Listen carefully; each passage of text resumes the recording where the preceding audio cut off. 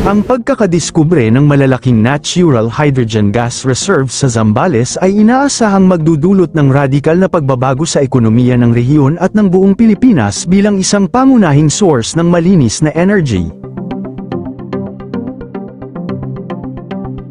At bago natin ituloy, kung ikaw ay bago pa lang sa aking YouTube channel ay huwag kalimutan mag-subscribe at i-click na rin ang bell icon para lagi kang updated sa mga bago kong upload video. Ayon kay Zambales Governor June Ebdoni, ang proyektong ito ay may potensyal na itulak ang lalawigan na maging kasing unlad ng mga bansang mayaman sa langis kung mapapamahalaan ito ng maayos. Ang natatanging diskubreng ito ay pinamumunuan ng Department of Science and Technology DOST sa ilalim ng Hydrogen Sustainable Rock-Derived Energy Exploration in the Philippines, Hydrogen SEEP, project. Sa isang mahalagang ekspedisyon noong February ngayong taon, ang mga marine scientist mula sa University of the Philippines Marine Science Institute, UPMSI, ay nakatuklas ng mga bagong seismic at energy features sa karagatan ng Pilipinas. Natukoy ang Southern Philippine Sea bilang mainam na lokasyon para sa Ocean Thermal Energy Conversion, OTEC, dahil sa malaking pagkakaiba ng temperatura sa pagitan ng surface water at malalim na tubig. Ang lugar na ito ay angkop para sa renewable energy dahil sa malaking pagkakaiba ng temperatura ng tubig sa ibabaw at sa ilalim nito. Kasabay nito, nakakita rin sila ng mga bagong active faults malapit sa Palawan. Ang kinakailangang 20 degrees Celsius temperature difference ay matatagpuan na sa lalim na 200 metro lamang, na mas mababaw kumpara sa ibang tropikal na bansa na karaniwang umaabot sa 800 hanggang 1,000 metro. Ayon kay Dr. Chorinelin Amedo Rapalo, ang area na ito ay may potensyal para sa tuloy-tuloy na renewable energy, desalination, at seawater cooling. Nakahanap ang mga researcher ng mga previously unmapped na active faults sa silangang bahagi ng Palawan. Isang fault sa continental slope ang natuklasang may 10-meter displacement na pumutol sa seafloor surface. May serye rin ng mga faults na nakita sa loob ng 20 kilometro na posibleng extension ng Olugan Bay Fault. Dahil sa mga bagong tuklas na ito, nananawagan si Dr. Fernando Sir Ingan ng re-evaluation sa heolohiya ng Palawan, lalo na't pinaplano itong gawing site para sa nuclear power plant. Ang mga pag-aaral na ito ay isinagawa sakay ng American research vessel na R.V. Thomas G. Thompson sa pakikipagtulungan ng University of California at Mindanao State University. Pinili ng Department of Energy, DOE, ang mga sumusunod na lugar bilang pangunahing kandidato para sa mga nuclear energy project sa bansa. Kasama rito ang kasalukuyang site ng Bataan Nuclear Power Plant, BNPP, sa Morong, gayon din ang mga lokasyon sa Labrador, Pangasinan at Camarines Norte. Tukoy ang Palawan, partikular ang Puerto Princesa, at Masbate para sa mga proyektong gumagamit ng Small Modular Reactors, SMRs. Mula sa dating 9 na pinagpipilian, hinati ito sa 4 na pangunahing prioridad base sa lapit sa transmission lines at demand sa kuryente. Layunin ng gobyerno na makapag-produce ng 1,200 megawatts sa taong 2032.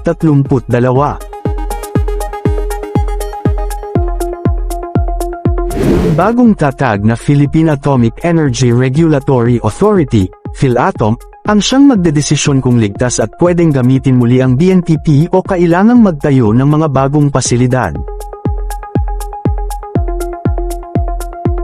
Inaasahang magsisimulang tumanggap ang DOE ng mga formal na nuclear project proposals mula sa pribadong sektor ngayong 2026.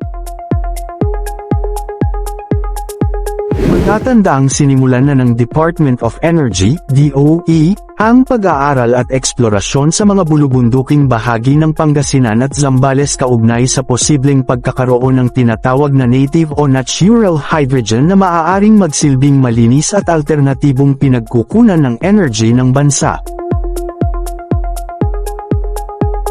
Payag ng mga opisyal na magsasagawa sila ng aerial survey mula huling linggo ng February hanggang May upang makakuha ng gravity at magnetic data na makatutulong sa pagsusuri ng mga rock formation sa dalawang lalawigan. Matatandaan, ang mga bundok at lugar sa kanlurang bahagi ng Pangasinan, mga Tarem, at Zambales, Botolan, San Antonio, at Nagsasasips ang tinututukan ng DOE.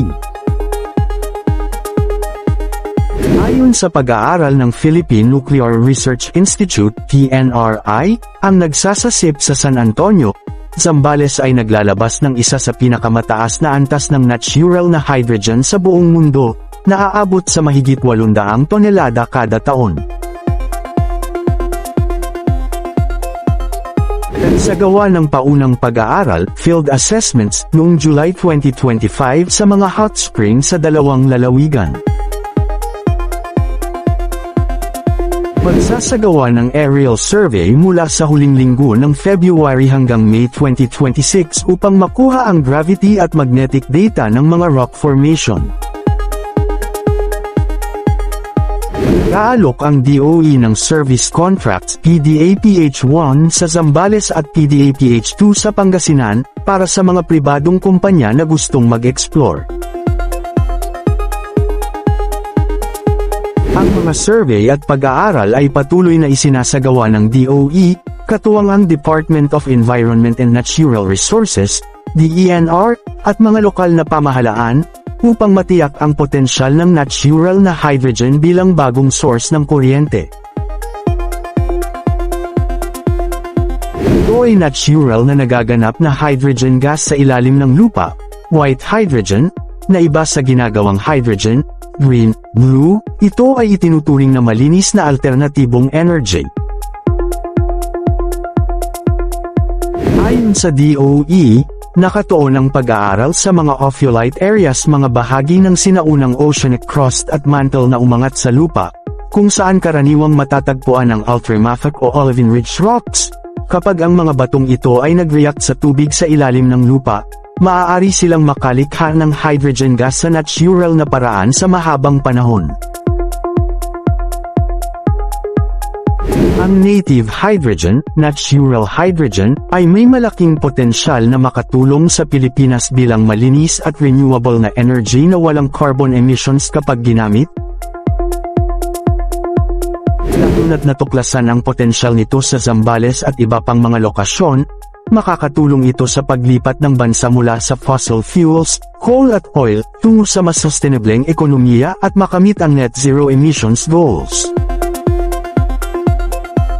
Sa kabuuan, ang native hydrogen ay isang mahalagang bahagi ng pag-transition ng Pilipinas tungo sa mas malinis at mas ligtas na kinabukasan sa energy.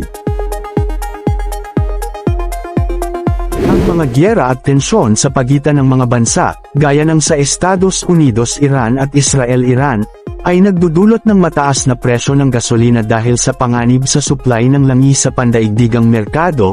Ang mga kaguluhang ito ay nagiging sanhi ng pagkaantala sa produksyon at paggalaw ng petrolyo, na direktang nagpapataas sa halaga ng gasolina, diesel, at kerosene sa lokal na merkado.